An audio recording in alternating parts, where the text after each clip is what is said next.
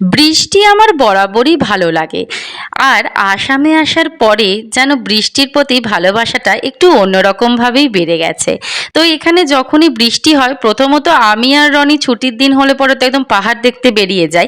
কিন্তু যদি দুপুরের দিকে হয়, তো তখন আমি আর প্লুটো মিলে কিন্তু জানলা দিয়ে ওই বৃষ্টি পড়ার সেই শব্দ, সেই সুন্দর জিনিস, যে পরিবেশটা, সেটা কিন্তু উপভোগ করি।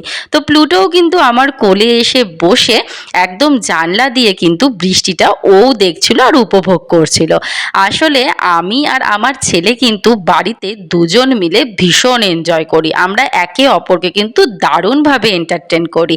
তো তোমাদের বাড়িতে যাদের এরকম বাচ্চা আছে, তোমরা কিভাবে তোমাদের সময় কাটাও অবশ্যই কিন্তু জানিও। আর নেক্সট কিন্তু আরও অনেক সুন্দর ভিডিও থাকবে, সেটার জন্য অবশ্যই পাশে থাকতে হবে। আর এখনকার মতো সবাইকে চলো টাটা।